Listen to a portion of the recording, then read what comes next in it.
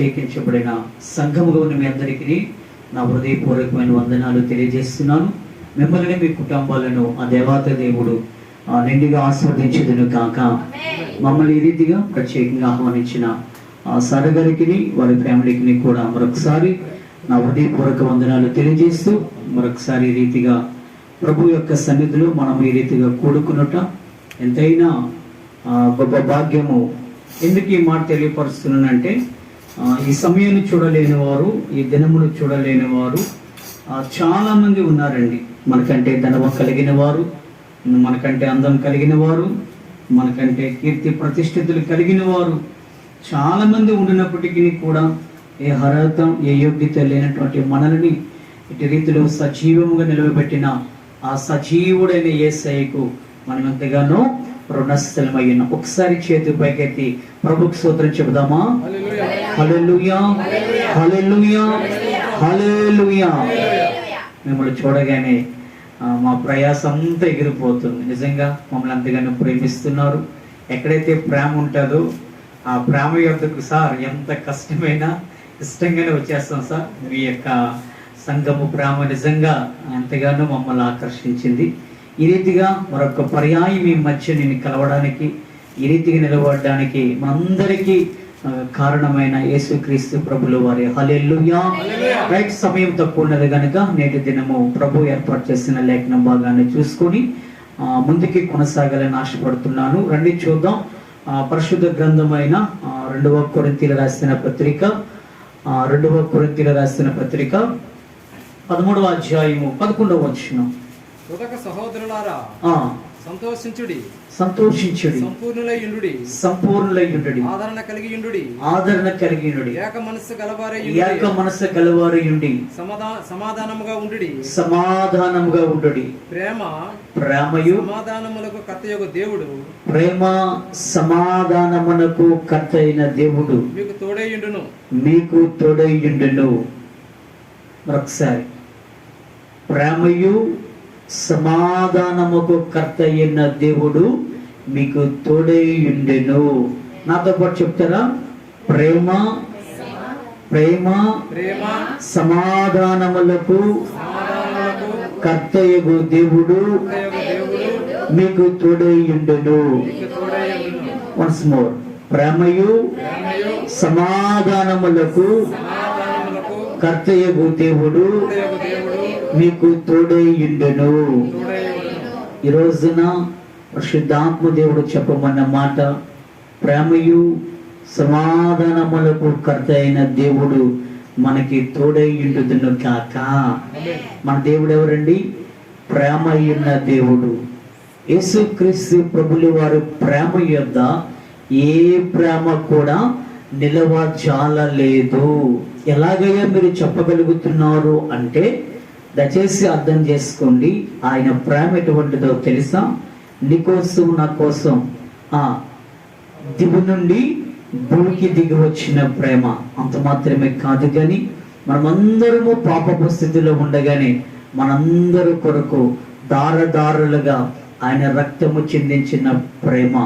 అంత మాత్రమే కాదు, కానీ మనందరి కొరకు ప్రాణము పెట్టింది నా యేసయ్య ప్రేమ.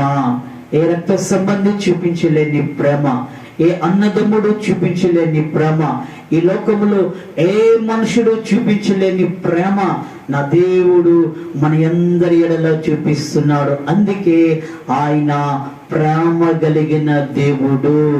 ఆయన ప్రేమ అవధులు లేని ప్రేమ, ఆయన ప్రేమ అంతులేని ప్రేమ. ఆయన ప్రేమ బీదవారనే లేదు, దరిద్రుడనే లేదు, పేదవారనే లేదు, ధనవంతులనే లేదు. అందరినీ ఒకే రీతిగా చూపించిన ప్రేమ ఏమైనా ఉన్నది అంటే యేసుక్రీస్తు ప్రభుల వారి ప్రేమే. నమ్మిన వారు ఒకసారి ప్రభు స్తోత్రం చెబుదామా? నెంబర్ 1 మన దేవుడు ఎవరు? ప్రేమ కలిగిన దేవుడు. నా యేసయ్య ప్రేమించినట్లుగా ఏ మనుషుడు ప్రేమించలేరండి. ఈ లోకంలో చాలా ప్రేమలు ఉన్నాయి. కొంతకాలమే అన్నీ మన యొద్ద ఉండేటప్పుడు మనల్ని ప్రేమిస్తారు, ఆస్తులు ఉండేటప్పుడు మనల్ని ప్రేమిస్తారు, డబ్బులు ఉండేటప్పుడు మనల్ని ప్రేమిస్తారు, ఉద్యోగం ఉండేటప్పుడు మనల్ని ప్రేమిస్తారు. ఒకవేళ మనం పిలవకపోయినా పల్లెటూరులో అయితే కొంచెం డబ్బుల్లో ఉన్నట్లయితే మరీ వాళ్ళ ఇంటికి వెళ్ళి చుట్టాలు కల చేసుకుని వారితో ప్రేమగా ఉండడానికి ప్రయత్నం చేస్తారు. వారు పిల్లకపోయినా మామయ్య బాగున్నావా, చిన్నాయన బాగున్నావా, పెదనాన్న వారు ఎవరు అనుకుంటున్నావు, మా బంధువులు వారు ఎవరు అనుకుంటున్నావు, అందరం ఒకే అలాగా బంధుత్వాన్ని అలా కలుపుకుంటూ వెళ్తారు. అదే ఏమీ లేకపోతే ఏ ప్రేమ కూడా నీ యొద్దకు రానే రాదు. నా యేసయ్య ఎవరో తెలుసా? నీ యొద్ద ఏమి ఉన్నా లేకపోయినా ఆయన ప్రేమ ప్రతి దినము నిన్ను పలకరిస్తూనే ఉంటుంది. ఒక గొప్ప విషయం ఏంటో తెలుసా? నువ్వు ప్రార్థించకపోయినా, నువ్వు దేవుని మందిరానికి వచ్చినా రావకపోయినా, నువ్వు దేవునితో సహవాసం ఉండి ఒకవేళ లేకపోయినా, నా దేవుని ప్రేమ నిన్ను పలకరిస్తూనే ఉంటుంది. హల్లెలూయా. రెండవదిగా అక్కడ ఏమని వ్రాయబడి ఉన్నదో తెలుసా? సమాధానములకు కర్త అని వ్రాయబడి ఉన్నది. ఆయన ఎటువంటి వారో తెలుసా? ఒక రోజున ఆ న్యాయాధిపతులు ఆ యొక్క ప్రధాన యాజకుల ఎదుట నా దేవుడు నిలవబడినప్పుడు ఆయన ఒక్క సమాధానం కూడా చెప్పలేదండి. ప్రియమైన వారులారా, ఆయన ఎవరో తెలుసా? నోరు మెదపక మౌనమైపోయాడు. వాస్తవానికి వారు చాలా హింసలు పెట్టారు, చాలా ఇబ్బందులు పెట్టారు, చాలా శ్రమలు పెట్టారు. ఇవన్నీ మనకు తెలిసిన విషయాలే. మీకు విషయం తెలుసా? గుడ్ ఫ్రైడే నాడు ఆ వాక్యం చదివినప్పుడైతే నా గుండె నిజంగా ఎంత ఆ తలడిల్లిపోయి తెలుసా? నా దేవుని యొక్క అరచేతుల మీద కుట్టారండి వాళ్ళు. అది ఎంత నొప్పి వస్తుందో తెలుసా? ఆ టీచర్స్ కొడుతుంటారు, అలాగా నా దేవుని అరచేతుల మీద కొట్టారు. ఆయన ఏ తప్పిదము చేయలేదు. హేళన చేస్తారు, ఉమ్ము వేస్తారు, తలపై ముండ్లి కిరీటం కాకుండా రెల్లుతో కొట్టారు, వస్త్రాన్ని తీశారు, అవమానించారు. నువ్వు యూదుల రాజువా, నువ్వు దేవుడవా, నువ్వు మెస్సయ్యవా అనరాని మాటలు, పడరాని మాటలు నా దేవుడు పడినప్పటికీ కూడా నా యేసయ్య ఒక్క మాట కూడా సమాధానము చెప్పలేదు. హల్లెలూయా. ఈ రోజున నేను ఆరాధిస్తున్న దేవుడైన యేసుక్రీస్తు ప్రభులు వారు ఎవరో తెలుసా? ప్రేమకును సమాధానములకు కర్త అయ్యున్న దేవుడు. ప్రేమకును సమాధానముకు క్రియేటర్, కర్త అయిన దేవుడు ఈ ఉదయము ఈ యొక్క మందిరపు ఆరాధనలో పాలుభాగస్తులైన మనందరికీ ఆయన తోడై ఉంటున్నాడు అని దేవుని వాక్యము ఇక్కడ సెలవిస్తుంది. ఈ వాక్యం మీరు చాలా సెలవిని ఉంటారు. ఇక్కడ ఈ రోజున వాక్య భాగం ఏంటో తెలుసా? ప్రేమయు సమాధానముకు కర్త అయిన దేవుడు మనకి తోడై ఉండును గాక. బైబిల్ గ్రంథంలో చాలా సందర్భాలలో మనం ఆరాధిస్తున్న మన ఆరాధ్య దైవం అనే యేసయ్య తోడై ఉంటున్న సందర్భాలు చాలా ఉన్నాయి. ఈ రోజున నాకు ఇచ్చిన సమయంలో ఒక 3 సందర్భాలలో ఏ సందర్భాలలో దేవుడు తోడై ఉంటాడో ఒక 3 విషయాలు చెప్పి నా వాక్యాన్ని ముగిస్తాను. మీకు అర్థమవుతుంది కదా? మూలవాక్యం ఎప్పుడు మర్చిపోకూడదు. మూలవాక్యం ఏంటి? ప్రేమయు సమాధానముకు కర్త అయిన దేవుడు మనకు తోడై ఉంటాడు. ఒక మాటలో చెప్పాలంటే మన దేవుడు మనకు తోడై ఉంటాడు. అది అర్థం చేసుకోవాలి. ఏ సందర్భంలో తోడై ఉన్నాడో బైబిల్లో చాలా ఉన్నాయి. అవన్నీ నాకు తెలియదు, నేను చెప్పలేను కూడా. కానీ ఒక 3 విషయాలు చెప్పి నేను ముగిస్తాను. ఏ సందర్భాల్లో నేను ఆరాధిస్తున్న దేవుడు, ప్రకటిస్తున్న దేవుడు తోడై ఉంటాడో తెలుసా? నెంబర్ 1 చూద్దాం రండి. యోహాను సువార్త 8వ అధ్యాయము. అక్కడ చక్కని మాట రాయబడి ఉన్నది. ఒకసారి యోహాను సువార్త తీసారండి. యోహాను సువార్త 8:29 ఒకసారి. నన్ను పంపినవాడు. చూడండి ఏమని రాయబడినది అక్కడ? నన్ను పంపినవాడు నాకు తోడై ఉన్నాడు. చదవండి మేడం గారు.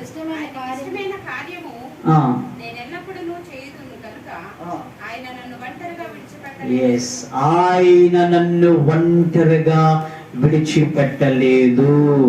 మొట్టమొదటిగా ఏ సందర్భాల్లో దేవుడు మనకు తోడై ఉంటాడో తెలుసా? ఒంటరిగా ఉంటున్న సమయములో దేవుడు మనకి తోడై ఉంటాడు. మొదటి నుంచి ప్రేమయు సమాధానముకు కర్త అయిన దేవుడు మనకి తోడై ఉండును గాక. ఏ సందర్భాల్లో దేవుడు తోడై ఉంటాడు అంటే ఒంటరిగా ఉంటున్న సమయంలో ఎలోన్. ఈ రోజున చూడండి, చాలా మంది ఎలా ఉంటారో తెలుసా? ఒంటరిగా ఉండిపోతుంటారు. అమ్మా మీకు ఎవరూ లేరా అంటే వారు ఏమంటారు తెలుసా? అయ్యా, ఒకప్పుడు చాలా మంది ఉండేవారండి. నా అన్నదమ్ములు ఉండేవారు, నా అక్క చెల్లెలు ఉండేవారు, రక్త సంబంధికులు ఉండేవారు, బంధువులైన వారు ఉండేవారు, స్నేహితులైన వారు ఉండేవారు. ఒక మాటలో చెప్పాలంటే నా అనేవారు చాలా మంది ఉండేవారండి. ఈ రోజున ఎవరు లేరు సార్, ఒంటరిగానే ఉండిపోతున్నారు. ప్రియమైన దేవుని ప్రజలారా, ఈ రోజు నా దేవుడు ఎవరో తెలుసా? ఒకవేళ నువ్వు ఒంటరితనములో ఉండినట్లయితే, ఒకవేళ ఏమీ లేని వాడుగా ఉండినట్లయితే, ఒకవేళ ఏమీ లేని దానిగా ఒకవేళ ఉండినట్లయితే, నా దేవుడు ఎవరో తెలుసా? ఒంటరిగా ఉండి వారి పక్షాన తోడై ఉండే దేవుడు ఆయన. హల్లెలూయా. ప్రియమైన వాళ్ళారా, చూడండి, ఒకవేళ ఏ ఒక్కరు నిన్ను చూడకపోవచ్చు, ఏ ఒక్కరు మనల్ని పట్టించుకోవచ్చు, అందరూ మనల్ని విడిచిపెట్టవచ్చు, అప్పటి వరకు నేను ఉంటాను, అప్పటి వరకు నీకు సహాయం చేస్తాను అన్ని వారందరూ కూడా మనల్ని విడిచిపెట్టవచ్చు. నా దేవుడు ఎవరో తెలుసా? ఏ వ్యక్తి ఒంటరిగా ఉంటున్నాడో, ఏ కుటుంబం ఒంటరిగా ఉంటున్నదో, ఏ సహవాసము ఒంటరిగా ఉంటుందో వారి పక్షాన తోడయ్యుండే దేవుడు నేను ప్రకటిస్తున్న యేసుక్రీస్తు ప్రభుల వారు. ప్రియమైన అన్నదమ్ముడా, ప్రియమైన అక్క చెల్లి, నీవు నీ బంధువుల చేత, నీ తల్లిదండ్రుల చేత, ఒకవేళ నీ అన్నదమ్ముల చేత వెలివేయబడి ఒంటరివాడిగా, ఒంటరిదానిగా, ఏమీ లేనివాడిగా, ఆధారము లేని దానిగా బ్రతుకుచున్నావా? నీకొక శుభవార్త మేము ప్రకటిస్తున్న యేసయ్య ఎవరు లేని పక్షమున, ఒంటరిగానే జీవిస్తున్న వారి పక్షముగా నేను తోడై ఉన్నాను అని దేవుని వాక్యం అంటుంది. ఈ రోజున చూడండి, చాలా మంది పరిస్థితి ఎలాగుంటుందో తెలుసా? ఏమీ లేని వారుగా ఉంటున్నారు. బైబిల్ గ్రంథంలో ఒక వ్యక్తి ఉన్నారండి, మనకు తెలుసు, ఆయన పేరు యోబు యోబు. యోబుని గూర్చి, ఆ యోబు మహానీయుడి గూర్చి తెలియని వారు ఏ ఒక్కరూ లేరండి. ఒకనొక సందర్భంలో యోబుని గూర్చి వాక్యం ఏమంటుందో తెలుసా? ఊజు దేశానికి సంబంధించిన వ్యక్తి, ఆయన న్యాయాధిపతి, యథార్థవంతుడు, ధనిక, డబ్బు కలిగిన వాడని వాక్యం అంటుంది. ప్రియమైన వారలారా, అటువంటి సంపన్న స్థితిలో ఉన్న యోబు ఒకవేళ బయలుదేరినప్పుడంట ఆయన వెనక్కి చాలా మంది వచ్చేవారు.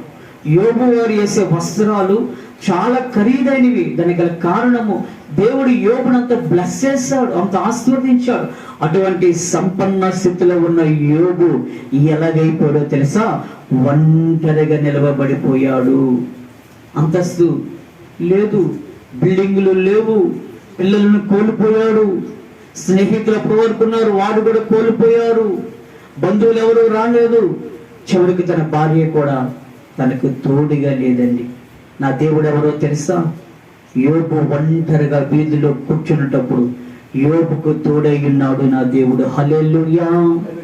ప్రియమైన వాళ్ళారా, సంపన్న స్థితిలో యోబుకు తోడై ఉన్నాడు. యోబు సంతోషమైన స్థితిలో ఉన్నప్పుడు నా దేవుడు తోడై ఉన్నాడు. యోబు ధనవంతుని స్థితిలో ఉన్నప్పుడు నా దేవుడు తోడై ఉన్నాడు. ఇప్పుడు యోబు దగ్గర ఏమీ లేదు కదా అని నా దేవుడు విడిచిపెట్టలేదు. యోబుని స్నేహితులు విడిచిపెట్టారు, యోబుని రక్త సంబంధికులు విడిచిపెట్టారు, యోబుని బంధువులు విడిచిపెట్టారు, యోబుని తన భార్య కూడా ఒక సందర్భంలో విడిచిపెట్టింది. కానీ నేను ప్రకటిస్తున్న నా యేసయ్య సైన్యములకు అధిపతిగా యెహోవా మాత్రము యోబుని విడిచిపెట్టలేదు. యోబు ఆ బిల్డింగ్ లో ఉండినప్పుడు, ఆ ఇల్లులో ఉండినప్పుడు, ఆ బంగ్లాలో ఉండినప్పుడు యోబుకి ఏ దేవుడైతే తోడున్నాడో, వీధిలో ఏమీ లేనివాడిగా యోబు ఉన్నప్పుడు అదే యోబు కూడా నా దేవుడు తోడై ఉన్నాడు. ప్రియమైన వాళ్ళారా, ఈ రోజున మన దేవుడు ఎవరో తెలుసా? ఒంటరిగా ఒకవేళ మనం ఉంటున్నామేమో, అన్ని కోల్పోయిన వారుగా ఉంటున్నానేమో, ఆస్తులు కోల్పోయినా, అంతస్తులు కోల్పోయినా, ఉద్యోగాలు కోల్పోయినా, నా దేవుడు ఎవరో తెలుసా? నీ పక్షమున నిలవబడే దేవుడు ఆయన, నీ పక్షమున తోడై ఉండే దేవుడు ఆయన. ఒక్కొక్కసారి మన వాళ్ళు ఉంటారు అనుకుంటాం, వారెవ్వరు కూడా తోడు ఉండరండి. నీ దగ్గర, నా దగ్గర కాస్త డబ్బులు ఉంటేనే మనకు తోడుంటారు, తర్వాత పలకరించేవారు ఎవరు ఉండరండి. నా దేవుడు ఎవరో తెలుసా? నీ యొద్ద ఏమి ఉన్నా, ఏమీ లేకపోయినా, నీవు ఎట్టి స్థితిలో ఉన్నా సరే నా దేవుడు ఎల్లవేళలా తోడై ఉండే దేవుడు ఆయన. నెంబర్ 1, మనం ఆరాధిస్తున్న దేవుడు మనకు తోడై ఉండే దేవుడు. ఏ సందర్భంలో తోడై ఉంటాడో తెలుసా? ఒంటరిగా ఉంటున్న సమయంలో తోడై ఉంటాం. ఒకసారి చూడండి, చాలా మంది జీవితాల్లో మనం టచ్ చేసినట్లయితే ఎవరు వరకు ఉండరండి. వాళ్ళు అంటారు మాకెవరూ లేరండి, దేవుడే మాకు దిక్కు అంటారు. ప్రియమైన వాళ్ళారా, ఒక్కొక్కసారి ఒంటరి పోరాటంలో ఒకవేళ నువ్వు ఒక్కడిగా మిగిలిపోతున్నావేమో, ఈరోజు శుభవార్త ఏంటో తెలుసా? నేను ప్రకటిస్తున్నా, మన ఆరాధ్య దైవం అని యేసయ్య ఒంటరిగా ఉంటున్న సమయంలో ఆయన తోడై ఉండిన దేవుడు. రెండవదిగా ఏ సందర్భంలో నా దేవుడు తోడై ఉంటాడో తెలుసా? ఆ మాట చెప్పి నేను ముందుకెళ్తాను. ఇర్మియా గ్రంథము 1వ అధ్యాయము 8వ వచనం. ఇర్మియా గ్రంథము 1వ అధ్యాయము 19వ వచనం. మన్నించాను. ఇర్మియా గ్రంథము 1:19. వారు నీతో యుద్ధము చేతురు గాని నిన్ను విడిపించుటకు నేను నీకు తోడై ఉన్నందున నేను నిన్ను విడిపించుటకు తోడై యుందును. హల్లెలూయా, హల్లెలూయా చెప్దామా? హల్లెలూయా చెప్పాలి. హల్లెలూయా. చూడండి, రెండవదిగా ఏమంటున్నాడు? నీతో యుద్ధము చేయి వారి చేతిలో నుండి విడిపించడానికి నేను తోడై ఉన్నాను. ప్రియమైన దైవక సంగమా, నీతో యుద్ధము చేయి వారి చేతుల నుండి విడిపించడానికి మన దేవుడు మనకు తోడై ఉన్నాడు అని వాక్యం అంటుంది. అయ్యా, మేము బాగానే ఉన్నాం కదా, వెల్ సెటిల్, మంచి జాబ్ చేసుకుంటున్నాం, మేము బాగుంటున్నాం, మాకు యుద్ధాలు ఏమి లేవండి. యుద్ధాలు ఎవరికో తెలుసా? ఆ జమ్మూ కాశ్మీర్లో ఉన్న వాళ్ళకి యుద్ధాలు, పాకిస్తాన్లో ఉన్న వాళ్ళకి యుద్ధాలు, ఆఫ్ఘనిస్తాన్లో ఉన్న వాళ్ళకి యుద్ధాలు, కానీ మాకేం యుద్ధాలండి? ప్రియమైన వాళ్ళారా, మాకే యుద్ధాలు లేవండి, మేము మా పిల్లలు చక్కగా ఉంటున్నామని అనుకోవచ్చు. అఫ్కోర్స్ కొన్ని దేశాల్లో మీరు వినే ఉంటారు, చిన్న పిల్లలప్పుడే వారికి యుద్ధాలు చేయగలని ట్రైనింగ్ ఇస్తారు. వారి చేతులకి ఏమి ఇస్తారో తెలుసా? మనమైతే మన పిల్లల చేతులకి పుస్తకాలు, ట్యాబులు ఇచ్చి బాగా చదువుకోరని ఆయన అంటాం. యవన కాలం వచ్చినప్పుడు మంచి కాలేజీలో జాయిన్ చేస్తాం. కొన్ని దేశాల్లో అయితే ఏం చేస్తారో తెలుసా? వారి చేతికి గన్నలు ఇస్తారు, ఇచ్చి వారిని ఎలా తయారు చేస్తారో తెలుసా? ఆ విధంగా తయారు చేస్తుంటారు. వాడిని చిన్నప్పటి నుంచి నూరి వాడు ఏమవుతాడో తెలుసా? ఒక మానవ బాంబుగా మారిపోతాడు. ఇంకెందుకు నాకు ఈ బ్రతుకు, చెప్పు, నేను ఎక్కడ చచ్చిపోవాలి, ఎవరిని చంపేవాలి, ఎంతమందిని చంపేవాలి, ఇంకెంత సమయం కాల్చాలి కన్నలతో, ఒకేసారి స్పాట్ పెట్టేసి మానవుల బాంబుగా చనిపోతుంటారు. ప్రియమైన వాళ్ళారా, వారు చేసేది ఏంటో తెలుసా? యుద్ధాలు చేస్తారు. ఈ రోజున మనము కూడా కొన్ని సందర్భాలు యుద్ధాలు ఎవరితో యుద్ధం చేస్తున్నామో తెలుసా? అంధకార వాయు మండల దురాత్మ శక్తుల నాయకుడైన అపవాదితో మనం యుద్ధము చేస్తున్నాము. ఈ మాట నమ్మిన వారు ఒకసారి ప్రభువు స్తోత్రం చెప్తారా? హల్లెలూయా చెప్పండి. హల్లెలూయా. కొన్ని విశ్వాస కొన్ని దేవుని ప్రజల కుటుంబాలు చూస్తే వారి యుద్ధాలు ఏంటో తెలుసా? అనేకమైన శ్రమలు, అనేకమైన ఇబ్బందులు, అనేకమైన నిందలు, అనేకమైన అప్పులు, సమస్యలతో వారు ఏం చేస్తారు? యుద్ధాలు చేస్తూనే ఉంటారు. అమ్మా, ఏమమ్మా చర్చికి రాలేదంటే, ఏ పాస్టర్ గారు ఏంటి అప్పులు ఎక్కువైపోతున్నాయి, స్కూల్కి వెళ్తే కానీ అప్పులు తీర్చలేమని. అమ్మా, ఒకరోజు వెళ్ళినంత మాత్రం నువ్వేం తీసేస్తానంటే మీరు అలాగే చెప్తారండి. ఇంకో మాటలో చెప్పాలంటే, మీకు ఏ పని పోవడం మీరు వెళ్ళిపోతారంటారు పాస్టర్ గారికి. ప్రియమైన వాళ్ళారా, ఈ రోజున మా చర్చికి ఎవరు రాలేదు. ఎటు వెళ్ళారంటే ఎక్కలేరు కూడా వెళ్ళిపోయారు. హల్లెలూయా. ఎంత ఘోరం అంటే ఏం చేస్తాం, తప్పదు. ప్రియమైన వాళ్ళారా, ఎలాగా మరి మనం బ్లెస్ చేయబడతాం? ప్రభుకోవాల్సిన సమయాన్ని ప్రభుకోవాలి. అయితే ఈరోజు మనం అందరం కూడా యుద్ధాలు చేస్తూనే ఉన్నాం. అనుకోకుండా మన ఫ్యామిలీస్ కొన్ని స్ట్రగుల్స్ వచ్చేస్తుంటాయి, అసలు మనం ఎక్స్పెక్ట్ చేయం. అప్పటి వరకు ప్రశాంతంగా ఉంటుంది, అప్పటి వరకు చాలా నెమ్మదిగా ఉంటాం. అనుకోకుండా ఏదో ఒక శ్రమ వచ్చి పడదు, దాంతో ఇక మనం యుద్ధం చేయవలసిందే. ఈ రోజున ఏ వ్యక్తి అయినా, ఏ కుటుంబమైనా, ఏ శ్రమని యుద్ధం చేసినా, ఏ కష్టమని యుద్ధం చేసినా, ఏ ఇబ్బందితో యుద్ధము చేసినా, మీకు ఒక శుభవార్త ఏంటో తెలుసా? ఏది నీ మీద యుద్ధము చేస్తుందో వాటి చేతుల నుంచి విడిపించడానికి నా దేవుడు నీకు నాకు మనకి తోడై ఉంటాడు. ఏది నీతో యుద్ధం చేసింది? 15 సంవత్సరాల నుంచి ఈ అనారోగ్యమా నీతో యుద్ధము చేసేది? 20 సంవత్సరాల నుంచి ఈ అప్పులాని యుద్ధము చేసేది? 10 సంవత్సరాల నుంచి ఈ నిరుద్యోగమా నీకు యుద్ధము చేసేది? ఏది నీతో యుద్ధం చేస్తుంది? అవమానం యుద్ధం చేస్తుందా? నింద యుద్ధం చేస్తుందా? ఏది నీకు యుద్ధం చేస్తుంది? ఏ యుద్ధమైనా సరే వాటి చేతుల నుంచి విడిపించడానికి నా దేవుడు నీకు తోడై ఉంటాడు. హల్లెలూయా. ఒక సందర్భంలో నేను విన్నాను, ఒక ప్రాంతంలో, బహుశా అది చెన్నై లేదా కర్ణాటకలో అంత ఐడియా లేదు కానీ, అక్కడ ఒక మాంత్రికుడు ఉన్నాడు, భూత వైద్యుడు. అయితే ఆ భూత వైద్యుడు చేసిన ఆ విద్య, ఆ దానికి ఎవడైనా పడిపోవలసినదే. ఆ గ్రామంలో ఉంటున్న ఆ మాంత్రికుడు ఎక్కడ ఉంటున్నాడు తెలుసా? గ్రామంలో ఉన్న శ్మశానంలో ఉంటాడు. వాడు ఎక్కడ ఉంటాడమ్మా? శ్మశానంలో ఉంటాడు. మనం ఎక్కడ ఉంటాం? మన ఇళ్లలో ఉంటాం. వాడు మాత్రం ఎక్కడ ఉంటాడు? శ్మశానంలో ఉంటాడు. పగలు రాత్రుడు అక్కడే పడుకుంటాడు. వాస్తవానికి శ్మశానం అంటే ఎవరికైనా భయం వేస్తుంది, ప్రియమైన వాళ్ళారా. కానీ మేము చిన్నప్పుడు యవన కాలంలో భయపడిపోయేవాళ్ళు. ఎప్పుడైతే దేవుని సేవకు వచ్చానో సమాధులకి వెళ్ళాల్సి వస్తుంది, సమాధులు చేయవలసి వస్తుంది. ఆ భయం అంతా పోయింది. ఏ శవాన్ని చూసి భయపడేవాడు, ఏ శ్మశానం అంటే భయపడేవాడు, ఇప్పుడు ఆ శ్మశానానికే అక్కడికే వెళ్తున్న వాళ్ళని సుమారు ఒక గొప్పగా చెప్పుకొని కానీ ఒక 12-13 మందికి సమాధి కార్యక్రమం మాత్రం దేవుని మహాకృప చెప్పిన చిన్నవాడినైనా దేవుడు నాకు ఆ భాగ్యాన్ని ఇచ్చినాడు. ప్రియమైన వాళ్ళారా, రైట్. ఏదేమైనప్పటికీ కూడా ఆ శ్మశానంలో ఆ వ్యక్తి నివాసం చేస్తున్నాడు. ఆ పట్టణానికి చెందిన లేదా గ్రామానికి చెందిన ఒక యవనస్తుడు ఆయన వద్దకు వెళ్ళాడు. ఈ యవనస్తుడు వెళ్తున్నాడు, ఆ మాంత్రికుడు యవనస్తుడిని చూస్తున్నాడు. ఇదేంటి, ఎవరైనా పండుకొని కదా నా ఎద్దకు తీసుకొస్తారు, ఈ యవనస్తుడికి నడుచుకుంటూ వస్తున్నాడు. ఏదో శవాన్ని తీసుకుని వస్తారు కదా శ్మశానికి, ఇదేంటి నేరుగా నా ఎద్దకు వస్తున్నాడు చూశారు. మొత్తానికి ఆ యవనస్తుడు ఆయన దగ్గరికి వెళ్ళాడు. నాయనా, ఏంటి ఇంత ఉదయాన్నే వచ్చావు, ఏం పని ఉందంటే, ఆ మాంత్రికుడు అంటున్నాడు, గురువు గారు, నిజమండి, మాంత్రికులకి భూత వైద్యులకి చాలా రెస్పెక్ట్ ఇస్తుంది సమాజం.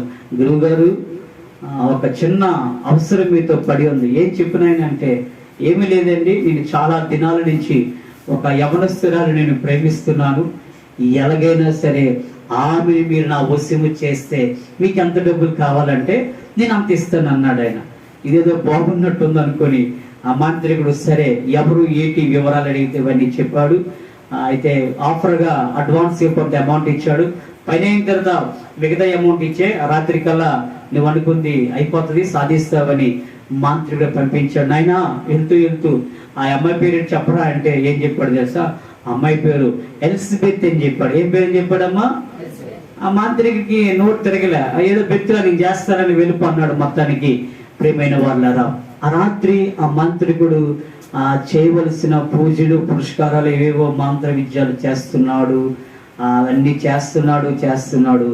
ఈ పండుకున్న ఎలిజబెత్ యవనస్తురాలు ఆ ఇంటి యొద్ద నుంచి లేచి నిలవబడి నడుచుకుంటూ ఎవరి యొద్దకి వెళ్ళాలో ఆ యవనస్తుడి ఇంటికి వెళ్ళిపోయిందండి. ఇది రియల్గా జరిగింది. వెళ్ళిపోయింది. ఆ రాత్రి పూట ఆ గడపలో రెడీగా కాల్చుకున్న, ముందుగా మాట్లాడుకున్నారు కదా, రాత్రి పలానా సమయం వేసరికి ఎలిజబెత్ నీ ఎద్దకు వస్తుంది, నువ్వు చూసుకొని చెప్పేశాడు. వాడు అలాగే గుడ్లు అప్పగించి వస్తున్నాడు యవనస్తుడు. అనుకోకుండా ఈ అమ్మ నడుచుకుంటూ ఇంటికి వచ్చేస్తుంది. చూశాడు, ఇదేదో పని చేసింది మంత్రము. ఈ మాంత్రికుడు ఏదో మంచోడు అనుకున్నాడు. వాడు ఇంకా సరదా పడిపోతున్నాడు, సంతోషపడిపోతున్నాడు. అక్కడ వాడు మాంత్రికుడు ఏం చేస్తున్నాడు? భూత వైద్యుడు వాడి ధర్మాన్ని వాడు పాటిస్తున్న సమయంలో ఆ ఎలిజబెత్ ఆకారంలో ఒక బొమ్మను చేసుకుని ఒక సర్కిల్ గీసి అక్కడ పెట్టి వాడు చేస్తున్న ఆ ధర్మ కార్యములో ఆ రాత్రి పూట ఏమైందో తెలుసా? ఆ ఎలిజబెత్ ఆకారంలో ఉన్న బొమ్మను చేస్తున్న అక్కడ ఆయన పూజ చేస్తున్న సమయంలో ఆ రాత్రి ఈ యవనస్తుడు ఆమెను లొంగపరుచుకుంటున్న సమయంలో ఇది జరిగిన యథార్థ సంఘటన. ఆకాశము నుండి ఓ మోపైన మెరుపైన ఓ పెద్ద పెద్ద వెలుగును ఆ మాంత్రికుడు చూశాడు. హల్లెలూయా, చెప్పండి హల్లెలూయా, హల్లెలూయా. అప్పుడు ఏం చూశాడు ఆ మాంత్రికుడు? పెద్ద వెలుగును చూశాడు. వెలుగును చూడగానే ఇంకా మాంత్రికుడు భయపడిపోయాడు. నా జీవితం అంతా చీకటిలోనూ బ్రతికాను, ఈ శ్మశానంలో బ్రతికాను, చాలా మందికి ఈ విద్యలు చేసి చంపాను, చాలా మందిని వశపరుచుకున్నాను, ఏంటి ఈ రోజున ఈ శక్తులలో పెద్ద వెలుగు, ఆకాశం కంటిని వెలుగు వచ్చిందని ఆయన పరిశీలన చేయడం మొదలుగానే ఆ వెలుగు అక్కడ కమ్మగానే ఈ ఎలిజబెత్కు మనోనేత్రాలు తెరవబడి ఎంత స్పీడ్గా వచ్చిందో అంతగా డబుల్ స్పీడ్గా ఏమైంది, పారిపోయింది. దీని అర్థం ఏంటో తెలుసా? తన బిడ్డల పక్షమున యుద్ధము చేయడానికి నా దేవుడు దిగి తోడై వస్తాడు. హల్లెలూయా, చెప్పండి హల్లెలూయా. వాడు వశపరుచుకోవాలనుకున్నాడు, నా దేవుడు వెలుగు రూపములో దిగి వచ్చి ఉన్నాడు. ఉదయాన్న యవనస్తుడు శ్మశానం దగ్గరికి వెళ్ళాడంట. మాంత్రికులు లేడు, వాడి సామాన్లు లేవు, వాడి నీరు ఎక్కడ తాగుతాడో తెలుసా? మన నీరు తాగాలంటే వాటర్ బాటిల్ మనం తాగుతాం. వాడి నీరు ఈ మానవుడిని, ఈ మనిషిని పాతి పెట్టిన తర్వాత ఆ బుర్రే ఉంటది కానీ భయపడద్దు ఎవరు. ఆ హెడ్ ఉంటది కదా, ఆ బుర్రని శుభ్రం చేసుకుని అందులో నీళ్ళు పెట్టుకుని తాగేవాడు. అంటే ఎవరో చూస్తే భయపడిపోయేవాడు. అంత భయంకరమైన మాంత్రికుడు ఆయన. ప్రియమైన వాళ్ళారా, ఆ ఉదయాన్ని చూస్తే అక్కడ మాంత్రికుడు లేడు. యవనస్తుడు చూస్తున్నాడు, ఏంది రాత్రి ఉన్నాడు, లేదు, వచ్చినట్టు వచ్చింది, మళ్ళా తగ్గిపోయి పారిపోయింది అని ఆ మాంత్రికుడు చుట్టూ తిరుగుతూ ఎక్కడున్నాడని ఎంక్వైరీ చేయగా కొన్ని దినాల తరువాత ఆ యొక్క యవనస్తుడికి ఒక శుభవార్త తెలిసింది. ఏంటో తెలుసా? నాయనా, నువ్వు చాలా దినాల నుంచి మాంత్రికుని వెతుకుతున్నావు కదా, ఫలానా భూత వైద్యుని వెతుకుతున్నావు కదా, ఆ వ్యక్తి ఒక దగ్గర వాడు వెళ్తావా అంటే వెంటనే బ్యాగులో కొంత క్యాష్ పట్టుకొని ఎలాగైనా సరే ఈసారి వర్కౌట్ అయిపోవాలని క్యాష్ పట్టుకుని బయలుదేరి వెళ్తున్నప్పుడు అది ఎక్కడికి వచ్చాడో తెలుసా? జీవము కలిగిన దేవుని మందిరము యొద్దకు ఈ యవనస్తుడు వచ్చి నిలవబడగానే ఆ జీవము కలిగిన యేసు మందిరములో బలిపీఠము ఎదుట ఏ భూత వైద్యము చేశాడు, ఏ మాంత్ర విద్యలతో తన జీవితాన్ని పాడైపోయే విధంగా బ్రతికాడు ఆ వ్యక్తి దేవుని వాక్యమును ప్రకటిస్తున్నాడు. నమ్మని వాడు చెప్పకూడదు, ప్రభుని కనపడదామా? మాంత్రికుడు ఏమైపోయాడు? సేవకుడు అయిపోయాడు, పాస్టర్ గారు అయిపోయారు. వెరీ గుడ్, పాస్టర్ గారు అయిపోయాడు. ఇంకా ఆ యవనస్తుడు నిశ్చరిపోయాడు. గురువుగారు, మీరేంటి మీ వాళ్ళకి మీ పాస్టర్ గారు అంటే ఒక డ్రెస్ కోడ్ ఉంటుంది, వైట్ షర్టు, ప్యాంటు, బెల్ట్ బాగుంటాయి, మా జేబులో డబ్బులు లేకపోయినా మాత్రం ఉంటాయి. చూసి ఆశ్చర్యపోయాడు. రే, నువ్వు రారా నాయన, ఆ పనికి మళ్ళీ పనులు విడిచిపెట్టు, నీ దయ వల్ల ఆ రాత్రి సజీవుడైన యేసయ్య నిన్ను కనుక్కున్నాను, నువ్వు కూడా కనుక్కున్నరా, నువ్వు దేవుడిని అడుగురా, దేవుడే ఎలిజబెత్ కంటే ఎలిజబెత్ నా దేవుడు ఇస్తాడు, విడిచి పోరా అనేటప్పుడు వెంటనే ఆ మాంత్రికుడి యొక్క మారు మనసును చూసి యవనస్తుడు కూడా మార్పు చెంది ఉన్నాడు. ఎందుకు ఈ మాట చెప్పి ఉన్నానంటే, తన ప్రజలు కష్టంలో ఉండినప్పుడు, తన ప్రజలు యుద్ధ సమయంలో ఉండినప్పుడు, తన ప్రజలను ఎవరైనా ఏమైనా ఇబ్బంది పెట్టాలో అనుకుంటున్న సమయంలో ఆకాశం నుండి గగనమును చిల్చుని నా దేవుడు మనకు తోడుగా వస్తాడు. మీరు అనుకోవచ్చు, ఎవరు లేరండి, వారితో నేను పోరాటం చేయలేండి, ఇంకా వారితో నేను వ్యాజ్యం ఆడలేనండి, ఇంకా వారితో మేము కేసులు నడవలేమండి, ఇంకా మా వల్ల కాదు అనుకుంటున్నవేమో. దేవుడు అంటున్నాడు, యుద్ధము చేయి వారి చేతిలో నుండి విడిపించడానికే నీకు తోడుగా వస్తాడు. ఈ రోజు ఎవరు నీకు తోడు ఉండరండి, మన వైపు వస్తామని ఎవరు ఉండరండి. స్టార్టింగ్లో అంటారు, నీకు ఏ సమస్య వచ్చినా నాకు ఫోన్ చేయి అంటారు, నెంబర్ ఇస్తారు. ఆ నెంబర్కి ఫోన్ చేస్తే ఎత్తరు. ఏం చేస్తారమ్మా? ఎత్తరు. నీకు ఏ సమస్య వచ్చినా మేమున్నాము, నాకు ఫోన్ చేయి అంటారు. ఒకరోజు నేను అవసరం వచ్చి ఫోన్ చేస్తే ఫోన్ ఎత్తారు, ఒక రోజు ఎత్తారు, 2 రోజులు ఎత్తారు, 3 రోజున ఫోన్ ఎత్తుతారు. ఏమని చెప్తారో తెలుసా? మీ చిన్న ఆయన డ్యూటీకి వెళ్ళిపోయాడు, ఫోన్ వదిలేసి అని పిన్ని చెప్తుంది.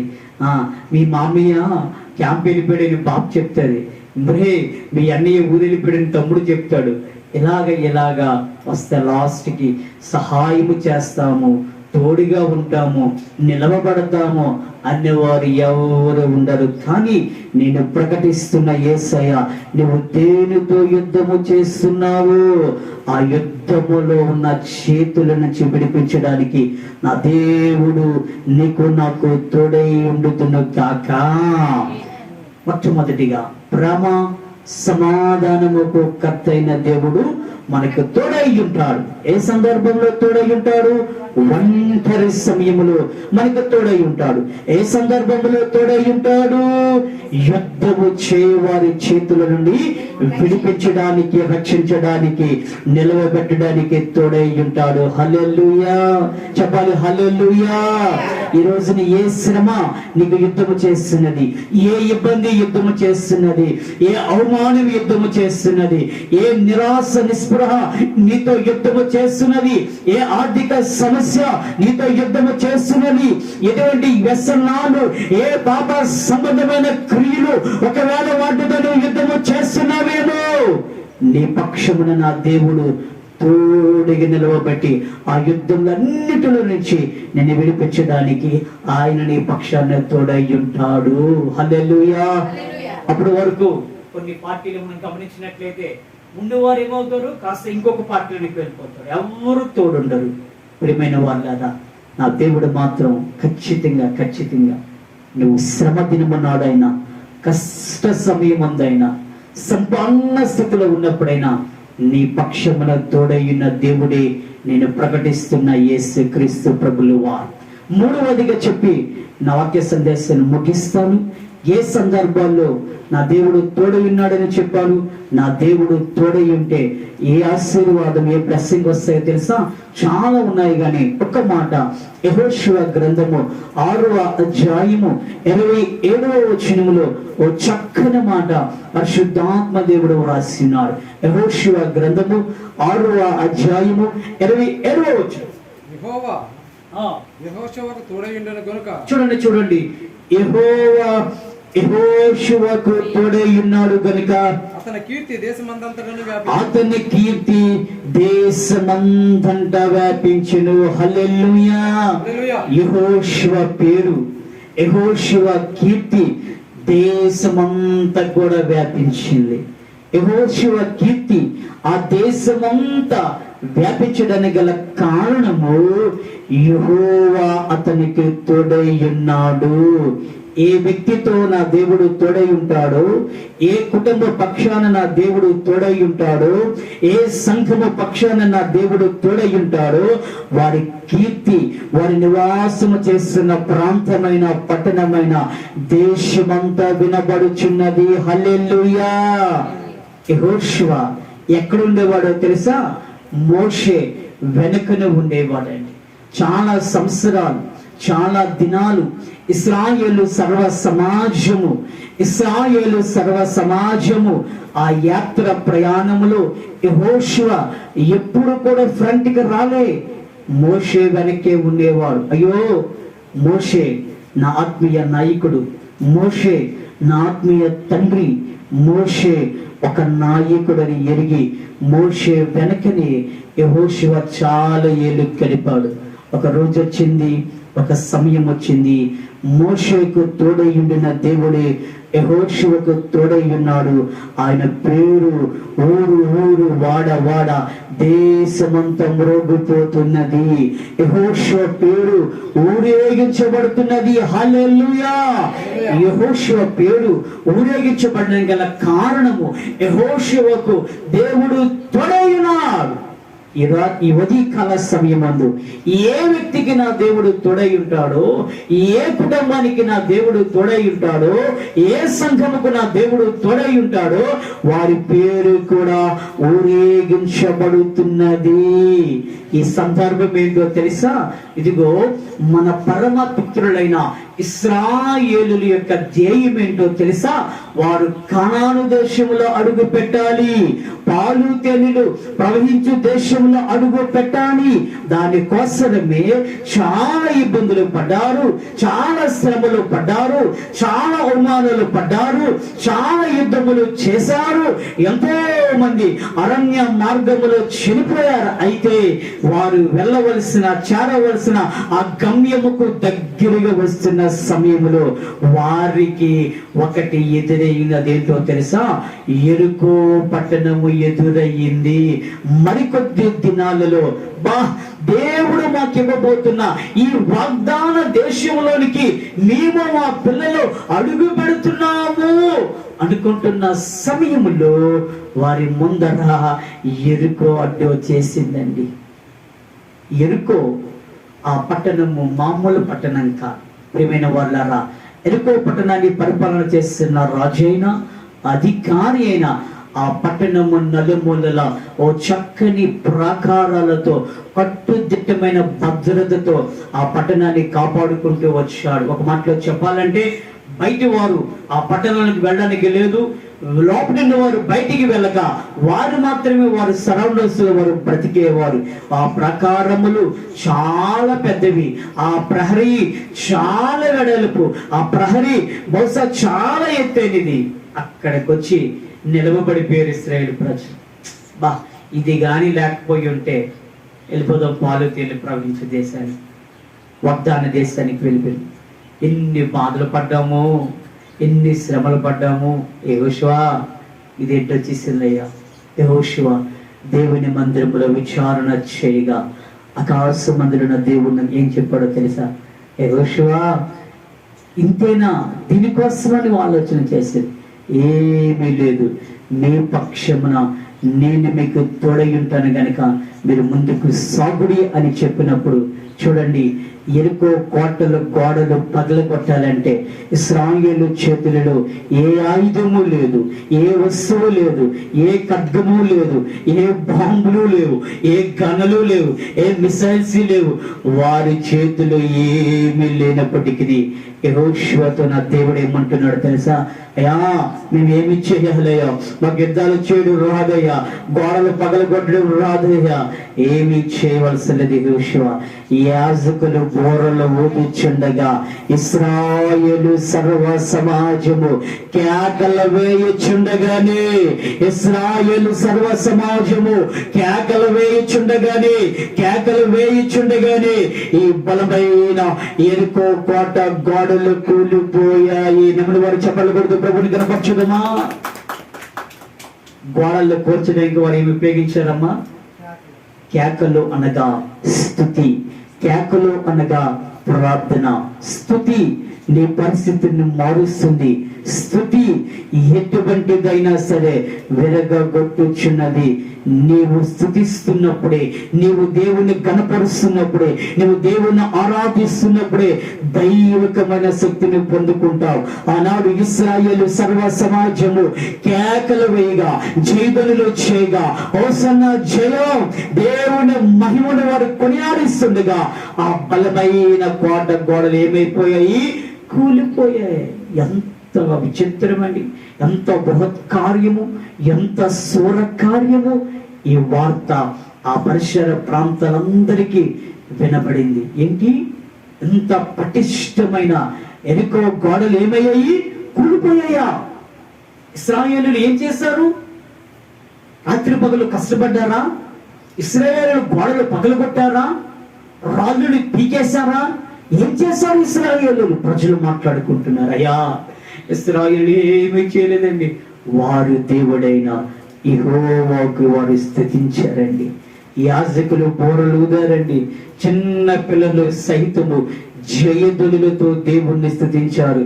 గోడలన్నీ కూలిపోయాయి. యెహోషువ పేరు, కీర్తి, ఘనత ఆ దేశమంతా మారుమ్రోగిపోతుంది. ఏ వ్యక్తి నా దేవుణ్ణి స్తుతిస్తాడో, ఏ కుటుంబము నా దేవుణ్ణి స్తుతిస్తుందో, ఏ వ్యక్తి నా దేవుని గణపరుస్తాడో, ఏ సంఘము నా దేవుని మహిమపరుస్తుందో వారిని, వారి కుటుంబాన్ని, వారి పిల్లలను, వారి పరిచర్యలను నా దేవుడు ఊరేగిస్తాడు. హల్లెలూయా. యెహోషువకు కీర్తి రావడం గల కారణము ఎరుకో గోడలు పగలగొట్టాడు. ఆ గోడలు ఎలాగుంటాయని తెలుసా? 2-3 రథాలు ఒకేసారి వెళ్ళిపోతాయంట. అంత పటిష్టమైన గోడలు, అంత పెడాలిపోయిన గోడలు. నిజమండి, ఒకసారి నేను హైదరాబాద్ వెళ్ళేటప్పుడు గోల్కొండ కోటను చూసేటప్పుడు ఆ కట్టడం చూసి చాలా ఆశ్చర్యమైంది. ఒక రాయి మీద రాయి, మీరందరూ చూస్తుంటే ఆ రాయి మీద రాయి కట్టారు. ఆ ముందు ఆర్చులు ఉంటాయే, చాలా పెద్ద స్తంభాలు, ఎంత దృఢంగా కట్టారు. అసలు కదలనట్టు, ఎంత కొట్టినా ఏం చేసి కదలవవి. అటువంటి ఆ రాజు కట్టడాలు ఏమైపోయి, స్తుతులతో ప్రార్థనలతో జయతనుడితో ఏమైపోయి కూలిపోయాయి. ఈ రోజున నీ ఎదుట ఎరుకో లాంటి బలమైన సమస్య నిలవబడిన, ఎరుకో లాంటి బలమైన శ్రమ నీ ఎదుట నా ఎదుట నిలవబడిన, ఎరుకో లాంటి ఆర్థిక సమస్య అప్పులు నిలవబడిపోయిన, ఆనాడు యెహోషువకు తోడయ్యుండిన దేవుడు ఈ ఉదయం నీకు నాకు మనకు తోడయ్యుండినట్లయితే ఆ కోటలన్నీ కూడా బద్దలైపోవదును కాక. మన ఎదుట నిలవజాలలేవు. ఎందుకో తెలుసా? ఆ కోట బలమైనదైతే, ఆ కోటను పరిపాలన చేస్తున్న రాజు బలవంతుడైతే, బలవంతులకి బలవంతుడైన దేవుడు మనకు తోడై ఉన్నాడు. ప్రియమైన వారులారా, ఇంకా యెహోషువకు ఎందుకు ఆ కీర్తి వచ్చిందో తెలుసా? కోటలు గోడలు పగిలాయి. యెహోషువ తన పరివారు సైన్యము ఎరుకలోనికి ప్రవహించి దొరికిన వారిని దొరికినట్లుగా హతము చేసుకుని వెళ్ళిపోయారు. పెద్దవారిని చూడలేదు, చిన్నవారిని చూడలేదు, స్త్రీలని చూడలేదు, గుర్రములని చూడలేదు, రౌతులని చూడలేదు. ఏది అడ్డు వస్తే దాన్ని నరిక్కుంటూ వెళ్ళిపోయారు. ఒక మాటలో చెప్పాలంటే కలకలలాడుతున్న ఎరుకో ఖాళీ అయిపోయిందండి. ఈ వార్త ఆ ప్రపంచం, ఆ పరిసర ప్రాంతాలకి వినబడినప్పుడు యెహోషువ పేరు మారుమోగిపోయింది. ఎవరో ఈ నాయకుడు, ఎవరో వీరు నాయకుడు, ఎవరైనా ఈ కార్యానికి పూనుకున్నారంటే యెహోషువ, నూను కుమారుడని యెహోషువ పేరు ఆ దేశమంతా మ్రోగుపడని గల కారణము నా దేవుడు యెహోషువకు తోడున. ఈరోజు మనకి ఘనత రావాలన్నా, ఈ రోజున మనకు పేరు రావాలన్నా, కీర్తి రావాలన్నా ఒకే ఒకటి, ఆ దేవుడు మనకు తోడై ఉంటే చాలు. మన 22nd 10th రిజల్ట్ వచ్చినప్పుడు ఒక అమ్మాయికి 599 మార్కులు వచ్చేసాయి. చాలా ఆశ్చర్యమైంది. అమ్మాయి మైండ్ లో ఆ పుస్తకం మీద పెట్టేసుకున్నా, మరీ ఒక్క మార్క్, ఒక 10, 5 అంటే అది నమ్మగలం. కానీ ఫస్ట్ స్టార్టింగ్ నమ్మలేకపోయాను. యూట్యూబ్ కదా ఏదో ఫేక్ న్యూస్ ఏమనుకున్నాను. తర్వాత 599 రియల్లీ, నిజంగా ఆమె పేరు ప్రాంతమంతా కూడా పత్రికలో మారుమ్రోగిపోయింది. హల్లెలూయా, హల్లెలూయా. ఒక నిరుపేద కుటుంబానికి చెందిన ఒక వ్యక్తి, ఒక మంచి కార్పొరేట్ సంస్థ వారు పిలుచుకొని నెలకి కొన్ని లక్షల రూపాయల జీతం ఆఫర్ చేస్తున్నప్పుడు ఆ వ్యక్తి పేరు మీరు మర్చిపోరేమో కానీ ఆ టీవీలలో పత్రికలో ఆ పేరు మ్రోగిపోయినే ఉన్నది. ఒక వివాహిత ఒక స్త్రీ, ఇదిగో తనకి వివాహం అయిపోయి పిల్లలతో భర్తతో గడుపుతున్నప్పుడు తనకున్న ఆ డాక్టరేట్స్ లేదా ఆ పట్టాలను బట్టి చాలా మంది వారి ఇంటికి వెళ్ళి మా కంపెనీలో ఉద్యోగం చేయండి, మా కంపెనీలో ఉద్యోగం చేయండి అని కోరుకున్నారు. ఆమె పేరు కూడా రాష్ట్రమంతా వినబడి ఉన్నది. ఈ రోజున యెహోషువ వలె మనకి ఘనత రావాలన్నా, మన బిడ్డలకు మంచి పేరు రావాలి అన్నా ఆ దేవుడే మనకు తోడై ఉండాలి. రూతుని కోసం ఏమన్నారో తెలుసా? రూత విధవరాలండి, రూత భర్తను కోల్పోయిందండి. అసలు ఆమె పేరు ఎత్తొద్దు. ఆమె అంటే, ఆమె అత్త అంతే, వారు పాడైపోయారు. మోయాబు దేశంలో వారి స్థితి అంతా పోయిందండి. రూతు మాట ఎత్తొద్దు అన్నారు బెత్లెహేములో బహుశా. కానీ అదే నోళ్ళు ఏమంటున్నారో తెలుసా? రూతును విధవరాలు అనొద్దు, రూతు పేదదాయి అనొద్దు, రూతు దుఃఖంలో ఉన్నది అనొద్దు. ఎందుకో తెలుసా? రూతు ఎవరో తెలుసా? బోయాజు యొక్క భార్య. రూతు ఎవరో తెలుసా? ఈ ప్రాంతానికి భూస్వామి అయిన బోయాజు భార్య. హల్లెలూయా. ఆమె ఎవరో తెలుసా? రూతు అనొద్దు, బోయాజు భార్య. ఈ రోజు రూతు స్థానం ఏంటో తెలుసా? విధవరాలు స్థానాన్ని నా దేవుడు తీసివేసి ధనవంతురాలు స్థానముగా నిలవబెట్టాడు. ప్రభు చిత్తమైతే ఏదో ఒక రోజున రూతుల కోసం చెప్తాను. ఆ ఇష్టమైన మాట ఏంటో తెలుసా?